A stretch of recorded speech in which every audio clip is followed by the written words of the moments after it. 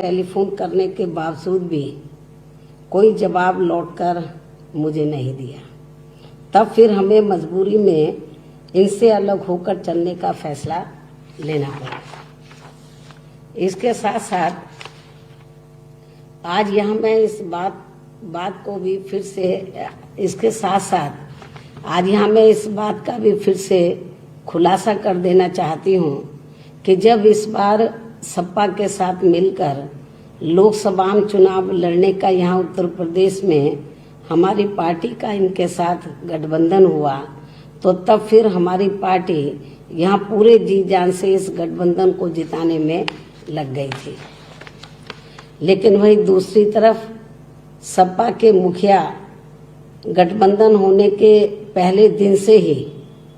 Shri SC Mishra ji को अक्सर ये कहते रहे कि अब तो सपा व बसपा का गठबंधन हो गया है, तो ऐसे में अब बहन जी को 2 जून के मामले को भुला के इस केस को वापस ले लेना चाहिए। आप बहन जी से इस बारे में जरूर बात करें। तब फिर ये केस चुनाव के दौरान ही हमें वापस भी लेना पड़ा। लेकिन चुनाव का नतीजा आने के बाद जो इनका रवैया हमारी पार्टी ने देखा है, तो उससे हमें काफी कुछ यही लगा कि हमने चुनाव के दौरान 2 जून 1995 के केस को वापस लेकर बहुत बड़ी गलती की है। साथ ही इनके साथ ना ही कोई चुनावी गठबंधन आदि भी करना चाहिए था। ये भी हमने थोड़ा गलत फैसला ले लिया जल्दबाजी में। हालांकि इसको आप जल्दबाजी नहीं कह सकते, लेकिन थोड़ा हम डीपली यदि सोचते तो शायद हम ये डिसीजन नहीं लेते। लेकिन हमने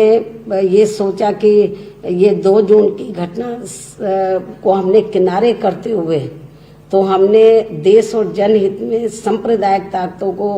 या संकीर्ण ताकतों को कमजोर करने के लिए हमने यूपी में ये फैसला लिया। इसके बाद लेकिन इनका जो रवैया था, तो ये तो आपको मैंने बताया 2 जून 1995 वाले मामले को, तो उस समय भी इनका दलित विरोधी रवैया था। तो और चुनाव पे ध्यान देने की बजाय केस वापस लेने के लिए मिश्रा जी को कहते रहे कि बहन जी को बोलो केस वापस ले लें, लेकिन ये भी सब हो गया। इसके बाद इनका एक और दलित विरोधी चेहरा कल राज्यसभा के पर्चों के जांच के दौरान भी देखने के लिए मिला है, जिसमें इनको सफलता नहीं मिलने पर खिसियाने की तरह अब ये पार्टी जबरदस्ती BSP पर BJP के साथ सांठगांठ करके ये चुनाव लड़ने का गलत आरोप लगा रही है, जिसमें रत्ती भर भी सच्चाई नहीं है। जबकि इस मामले में सच्चाई तो ये है जो आज मैं मीडिया के माध्यम से खासकर उत्तर प्रदेश की जनता को और पूरे देशवासियों को ये बताना चाहती हूँ कि जबकि इस मामले में सच्चाई तो ये है कि जब यहाँ उत्तर प्रदेश में राज्यसभा के लिए अधिसूचना जारी हुई, जिसके तहत सबसे पहले वह अकेले ही श्री राम गोपाल यादव ने सपा की ओर से अपना पर्चा दाखिल किया, तो तब फिर इसके बाद श्री मिश्रा जी ने मुझसे ये कहा कि बहन जी सपा ने अपना केवल एक ही पर्चा दाखिल कराया है, ऐसा लगता है कि शायद ये अपना दूसरा उम्मीदवार खड़ा नहीं कर रहे हैं। ऐसे में फिर हमें अपना भी उम्मीदवार जरूर खड़ा कर देना चाहिए, वरना फिर कोई ना कोई बड़ा पूंजीपति हमारे भी विधायकों की खरीद फरोख्त करके ये चुनाव जीत जाएगा। और इस संबंध में यहाँ मैं ये भी बताना चाहती हूँ कि राज्यसभा के लिए अपना प्रत्याशी उतारने से पूर्व बहुजन समाज पार्टी के राष्ट्रीय महासचिव श्री सतीश चंद्र मिश्रा जी ने समाजवादी पार्टी के अध्यक्ष श्री अखिलेश यादव से टेलीफोन पर बात करनी चाहिए। उन्होंने खुद मिलाया, टेलीफोन पर बात करनी चाहिए, परंतु जब उनका फोन नहीं उठा, बेल जा रही थी, लेकिन जब उनका फोन नहीं उठा तब फिर इन्होंने इनके प्राइवेट सेक्रेटरी से भी फोन में बात की और कहा कि वो उनकी बात श्री अखिलेश से करा दें, जिस पर उनको जवाब में कहा गया बात करा दी जाएगी, किंतु बात नहीं कराई गई। इसके पश्चात फिर श्री मिश्रा जी ने श्री राम गोपाल यादव से फोन पर बात की और पूछा क्या समाजवादी पार्टी 2 सीटों पर नामांकन करेगी या सिर्फ 1 सीट पर। इस पर श्री राम गोपाल ने स्पष्ट रूप से ये कहा कि समाजवादी पार्टी सिर्फ 1 ही सीट पर ये चुनाव लड़ेगी।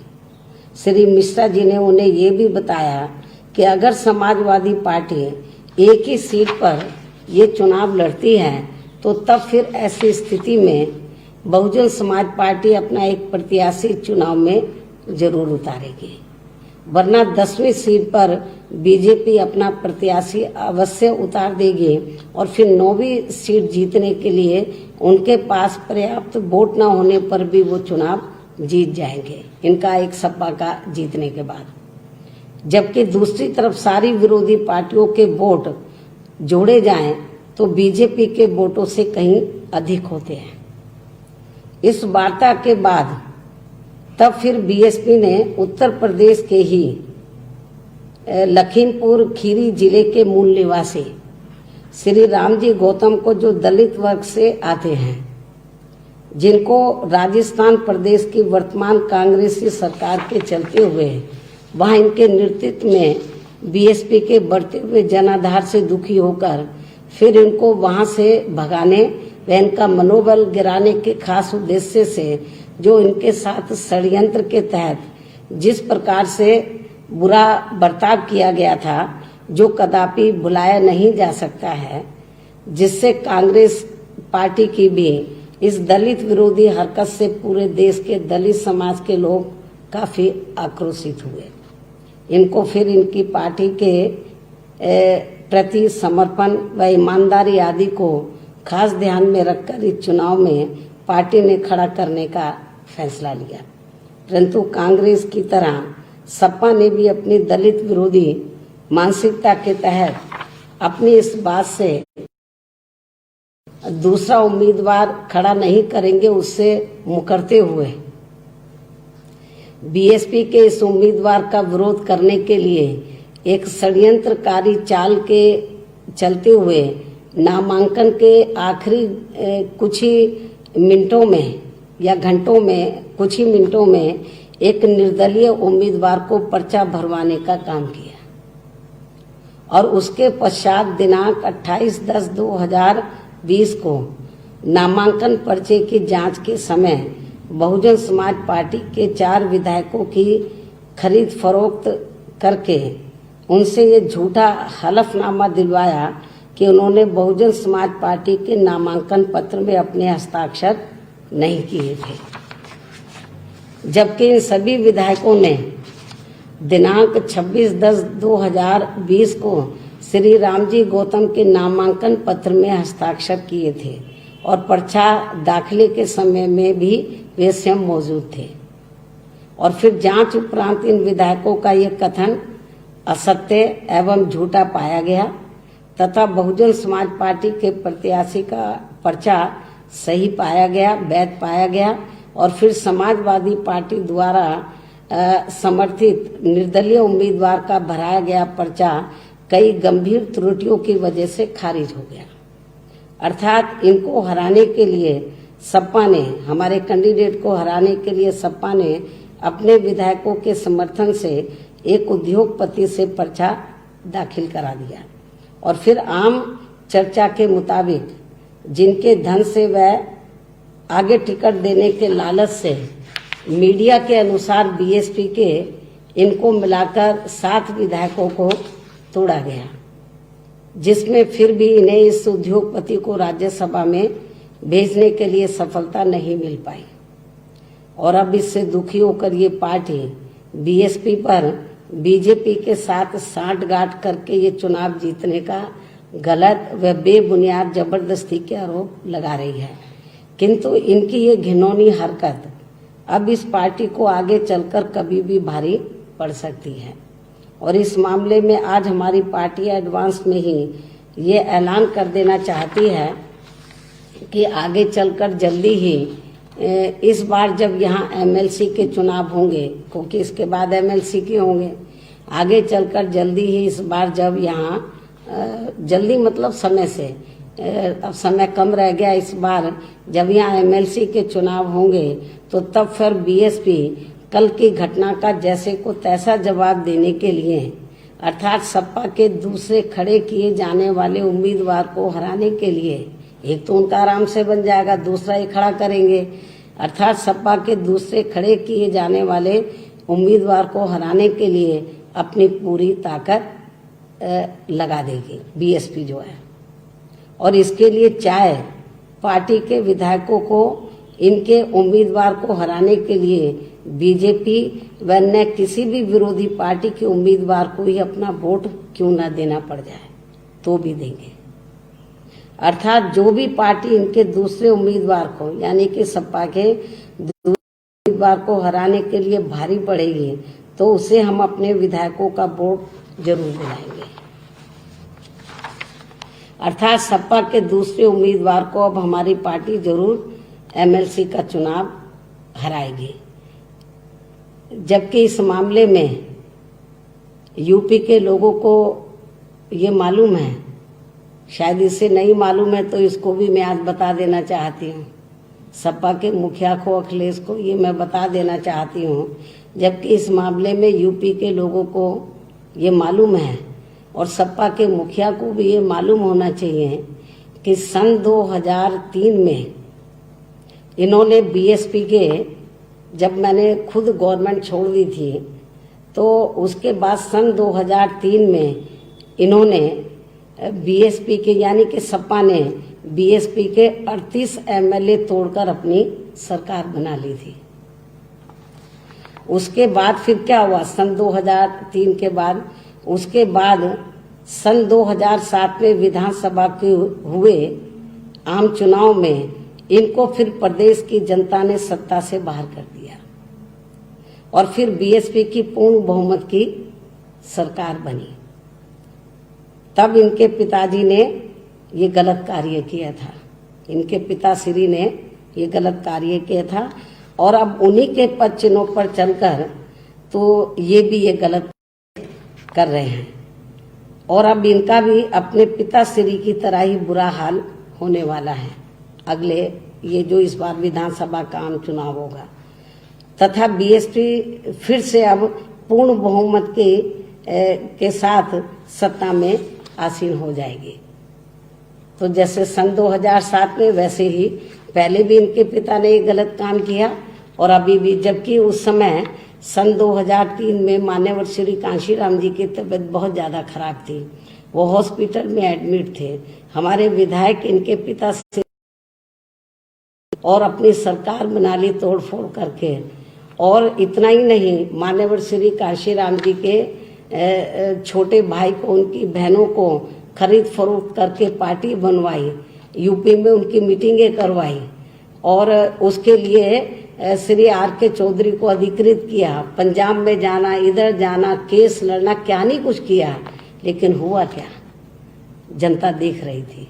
और सन 2007 में तो फिर बीएसपी पूर्ण बहुमत के आधार पर सत्ता में आई और समाजवादी पार्टी सत्ता से बाहर हो गई और अब इनका भी यही हाल होने वाला है। इतना ही नहीं, बल्कि मीडिया के मुताबिक बीएसपी के जिन 7 विधायकों ने सपा द्वारा निर्दलीय के रूप में खड़े किए गए, एक उद्योगपति को उनके धन व सपा के टिकट के लालच में आकर जिस अपनी मूल पार्टी बीएसपी से चुनकर गए थे उसके साथ विश्वासघात किया और अब उन्हें पार्टी विरोधी, ऐसे जो जिन्होंने विश्वासघात किया, अब उन्हें पार्टी विरोधी गतिविधियों में लिप्त होने के कारण आज तत्काल प्रभाव से पार्टी से निलंबित कर दिया गया है, जिनके नाम चौधरी असलम अली, श्री हरगोविंद भार्गव,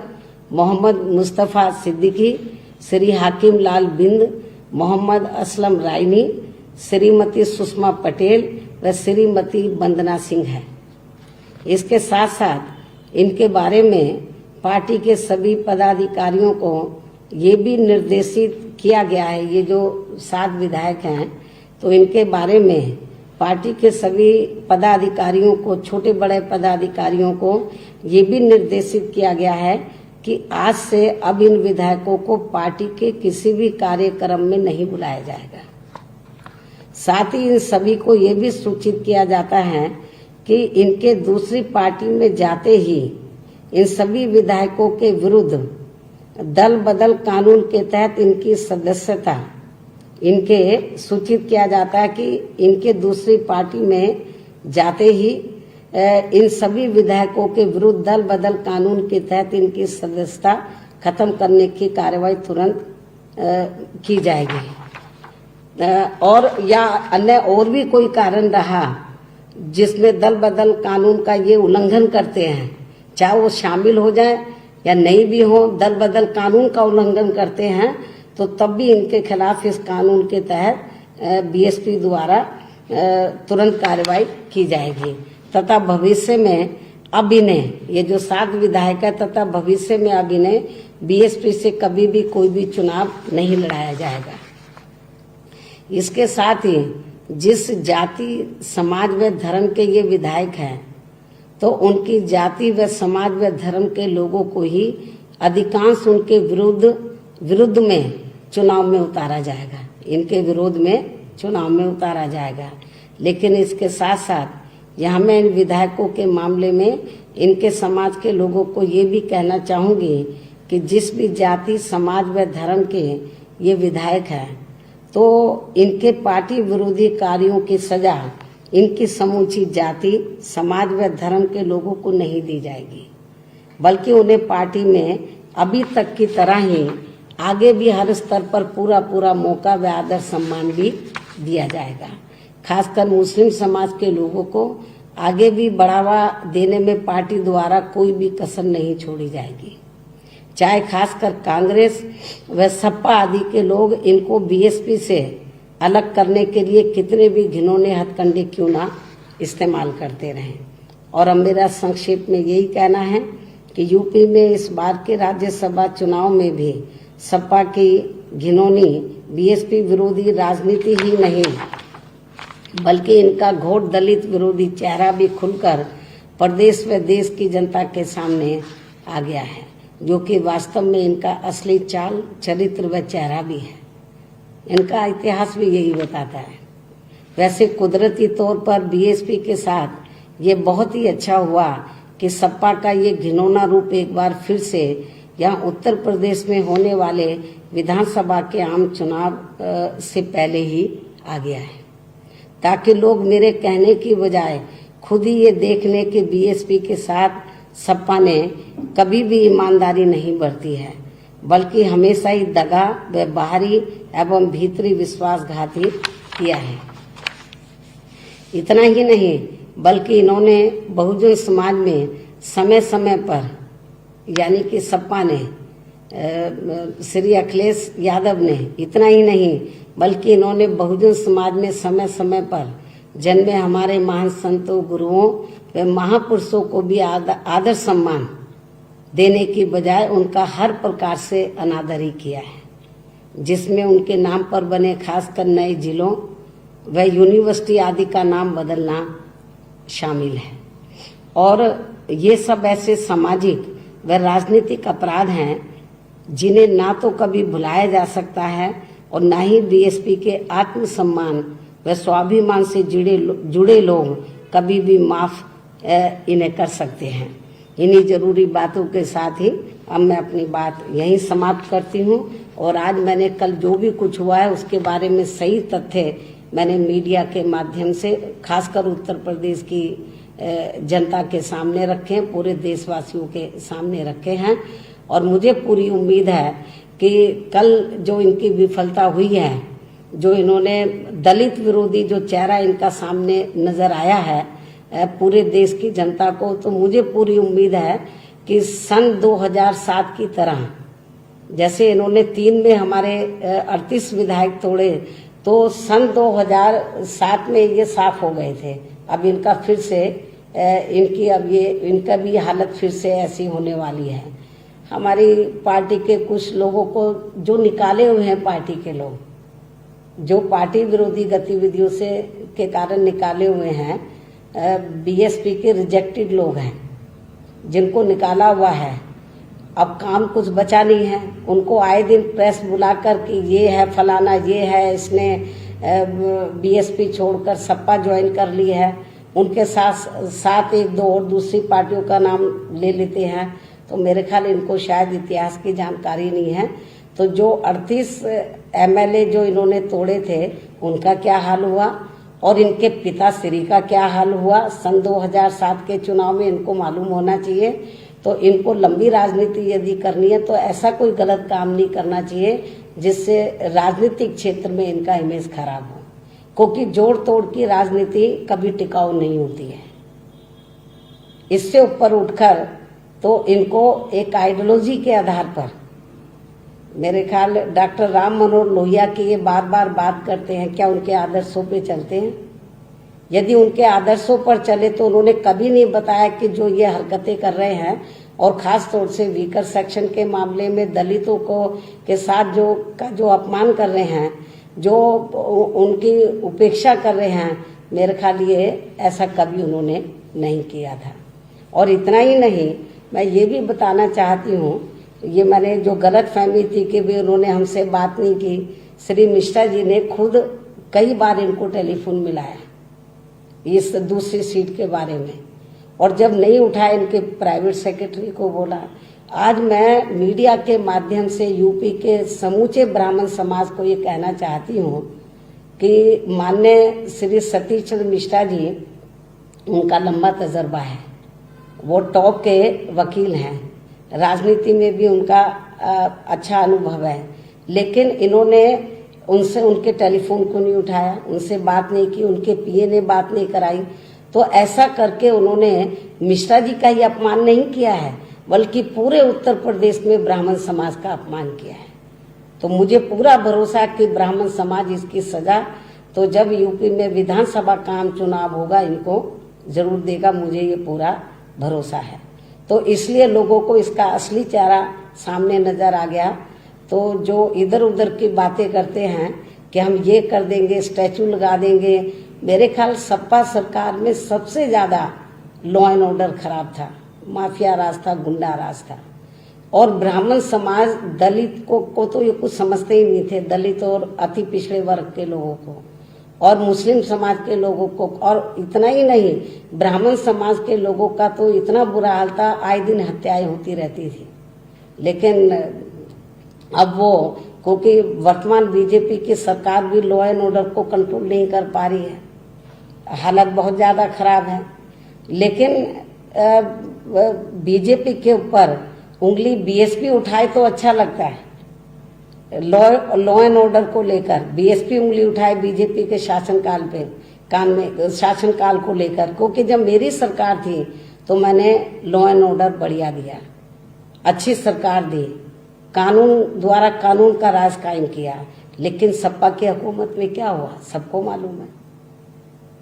तो गुंडों और बदमाशों का रास्ता तो ये दूसरों को सलाह दे, मैं सलाह दूं तो लोग मानेंगे, लेकिन सपा की गवर्नमेंट में कितना बुरा हाल था ये किसी से छिपानी है। गुंडों और बदमाशों का राज था, माफियाओं का राज था। तो मेरे ख्याल इसलिए तो ये बौखलाए हुए हैं सपा के लोग, और ये सोचते हैं कि जोड़ तोड़ करके ये पावर में आ जाएंगे। तो ये इनको अपने पिता श्री से जरूर सीख लेना चाहिए। इस बात को मैं फिर से दोहराना चाहती हूँ। अंत में इसका जो रिजल्ट आता है वो खराब आता है। तो मेरे ख्याल, और जो ये गलत फहमी पैदा कर रहे थे कि भाई हमने किसी के दबाव में आकर ऐसा किया, ऐसा नहीं, हमने इनको पूरा मौका दिया था। सही बात तो ये है कि हम तो ये सोच रहे थे कि ये श्री राम गोपाल को खड़ा कर रहे हैं तो शायद ये अपनी औरत को खड़ा करेंगे, अपनी वाइफ को। वो चुनाव हार गई थी। मैंने मिश्रा जी को यही कहा कि देखो वो चुनाव हार गई थी, यदि वो अपनी औरत को लाते हैं दूसरा कैंडिडेट बनाकर तो फिर हमें अपना कैंडिडेट नहीं खड़ा करना चाहिए, उनको जिताना चाहिए। ये हमने फैसला ले लिया था। हमने पार्टी के अंदर हम लोग सोच रहे थे कि नहीं, उनको जिताना चाहिए, तो लेकिन उन्होंने तो टेलीफोन ही नहीं उठाया। मिश्रा जी का नहीं, पूरे ब्राह्मण समाज का अपमान किया। और जब ये लोकसभा चुनाव का रिजल्ट आया, जब मैंने सोचा कि भी चलो जो भी कुछ रिजल्ट आ गया है तो हमें आगे बढ़ना चाहिए, हिम्मत और हौसले से, मायूस होकर घर नहीं बैठना चाहिए। मैंने इनको समझाया, फिर इनसे मैंने बातचीत भी की, मतलब बातचीत करने के लिए कई बार टेलीफोन मिलाया, लेकिन उन्होंने बातचीत नहीं की। ऐसे थोड़ी ना राजनीति चलती है। तो इसलिए मेरा यही कहना है कि ये जो गलत किस्म का प्रचार करके तो ये बीएसपी को की ये छवि को खराब करना चाहे, मेरे ख्याल उत्तर प्रदेश की जनता इन सारी बातों को समझती है। तो जो कुछ भी कल घटनाक्रम हुआ है तो मेरे ख्याल सही तथ्य हैं, तो मैंने मीडिया के माध्यम से उत्तर प्रदेश की जनता, पूरी देश की जनता के सामने रखे हैं। मुझे पूरी उम्मीद है कि जनता बिल्कुल भी इनके जो ये गलत प्रचार कर रहे हैं इनके बहकावे में नहीं आएगी। इन्हीं जरूरी बातों के साथ ही मैं अपनी बात यही समाप्त करती हूँ। धन्यवाद। बहुजन विचारधारा को घर घर तक पहुंचाने के लिए हमारे YouTube चैनल को सब्सक्राइब करें, लाइक करें, कमेंट करें, शेयर करें और बेल आइकन की घंटी दबाना ना भूलें।